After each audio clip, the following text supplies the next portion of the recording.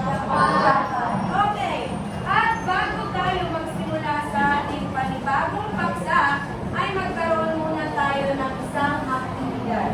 Okay, panuto para sa ating gagawing aktibidad ay una, hahatiin ang klase sa tatlong pangkat, unang pangkat, pangalawa, pangatlo, at ang bawat pangkat ay bibigyan ng software na kung saan kasama ang mga larawan na nakalagay sa 3D chipboard. Ito yung nasa unang pangkat, pangalawang pangkat at pangatlong pangkat.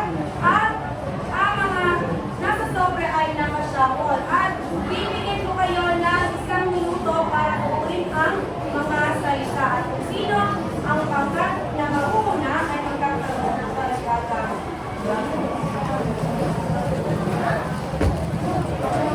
Okay, narito ang mga pangkat. Unang pangkat, pangalawa, pangatlo. Ang inyong oras ay magsisimula na.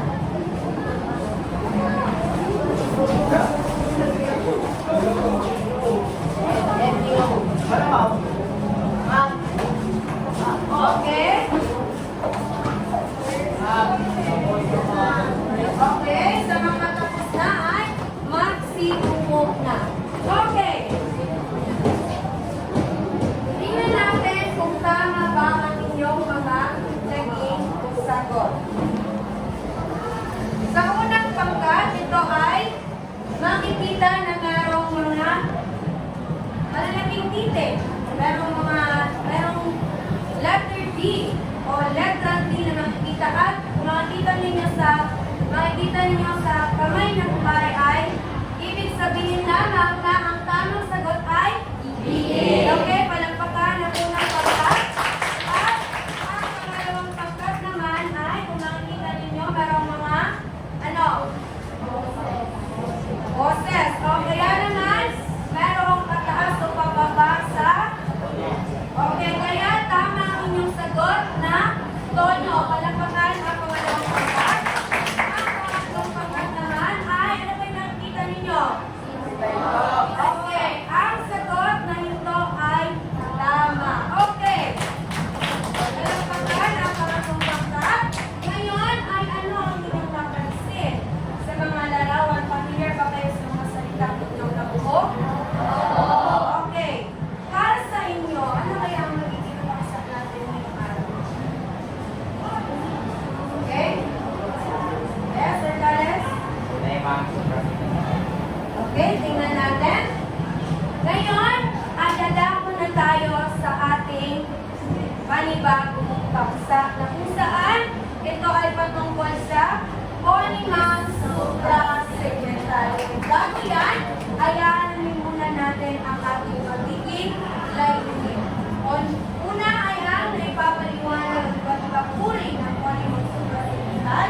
Pangalawa ay ang mapaglalahad ng sariling opinyon tungkol sa kalagahan ng tamang paggamit ng mga Polymath Suprasegmental at pakikipagkomunikasyon. At ang panghuli ay nagagamit ng gusto ang mga Polymath Suprasegmental sa pagbigkas ng mga hula. Ano nga ba ang Polymath Suprasegmental? Okay? Kapag sinabi natin Polymath Suprasegmental, ito ay pumapatungkol sa nakahulugang tunog na kung saan sa paggamit ay mayroon dapat malinaw. Dapat kapag sinabi natin Polymath Suprasegmental, ito ay malinaw na kung saan naipapahayag ang damdamin, saloobin at mga kaisipang naisipayag ng nagsasalita. Bakit ba importante na maipahayag natin ang ating saloobin sa tama at kung saan ito rin ay maibigay mo sa iyong kausap ng tama? Kasi minsan, kapag hindi natin maibigay ang tamang salita sa ating kausap ay hindi nauunawan. O kaya sinasabi natin hindi naiintindihan kung ano ang ibig mong iparating sa iyong kausap. Ang Polymath Suprasegmental ay meron niyang tatlong uri.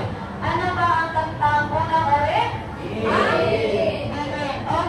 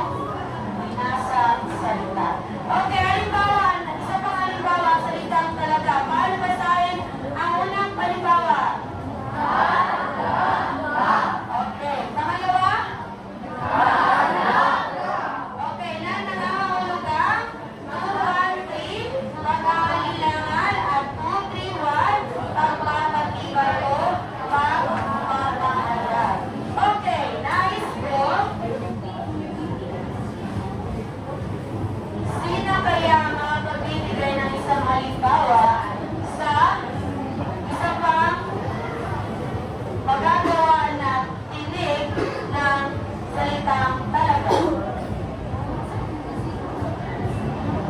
Kaya meron tayong baba, pataas. Okay? Okay? Yes, pinili mo yan? Okay. Walang sasagot.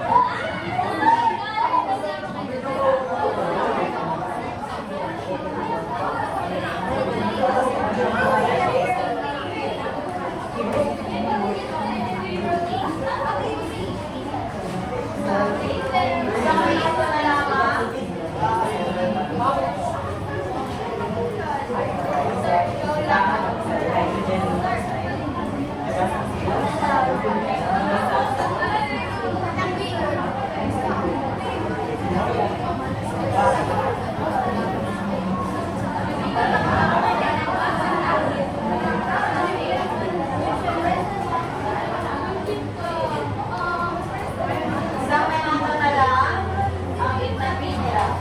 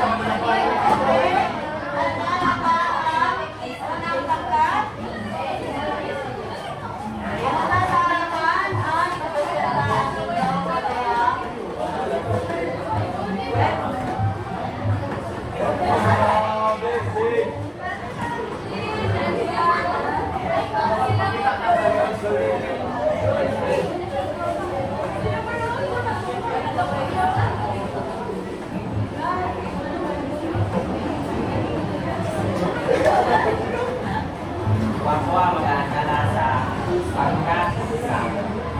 So dito, nandito si Goldie at siya ay nabasa. So ang diin dyan ay sa parte nasa, siya ay nabasa.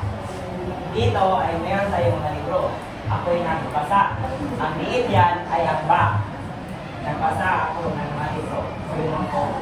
At maraming salamat. Okay, ano nga napansin ninyo? Ang salitang basa tama, kaya ang kanilang pagkakaintindi. Okay, ang salitang basa ay mayroong dalawang pagpapakahulugan na tama na consistency Ginong Hortales na ito ay basa or basa. Okay, nasaan ang diin? Okay, pangalawang pangkat, umarito na sa harapan at ipresenta ang inyong activity.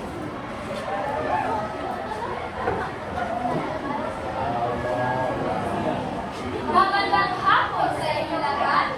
Kami ang representative ng pangkat 2. Ngayon ay ang tulang halal ng pangkat 2 ay ikaw at hinaing ni Princess May of Red. Nagsisimula tayo sa acting ng ikaw.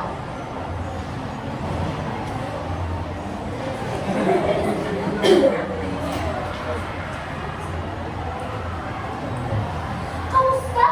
Aking sinta. Batid mo na ba? Magmamahal ko sa'yo. Walang katulad. Ikaw lang ang sinta ko. Kalikasan, Krista. Pahalagahan at alagaan. At ikaw ang paliwanag ng papaliwanag ko ang pagkala ikaw. Princess Lady of Red.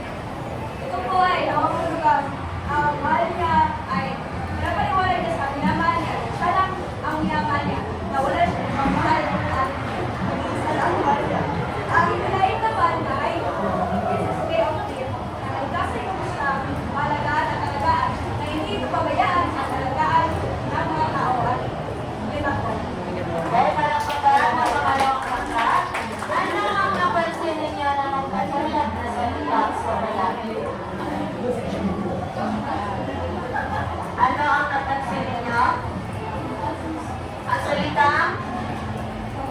Okay, salita?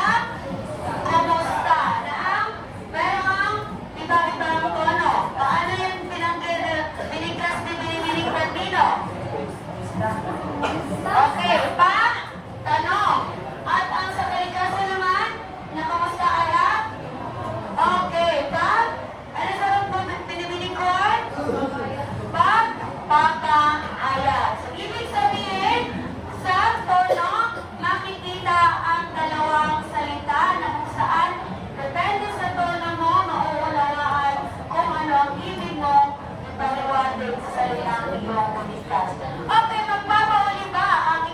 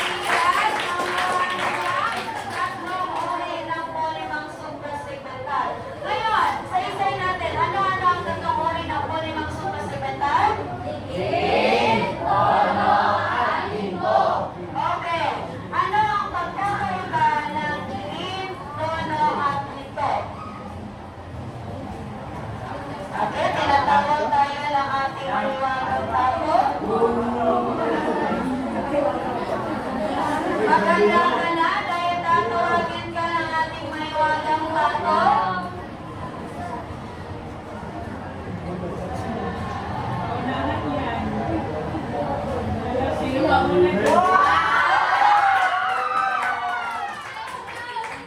nanalo si Binibining How. Ano ang pagkakaiba ng diin, tono at hinto?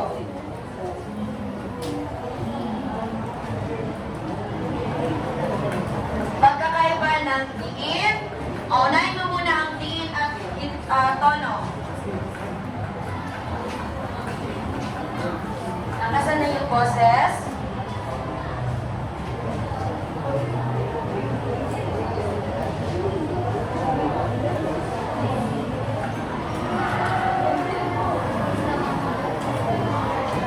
Okay.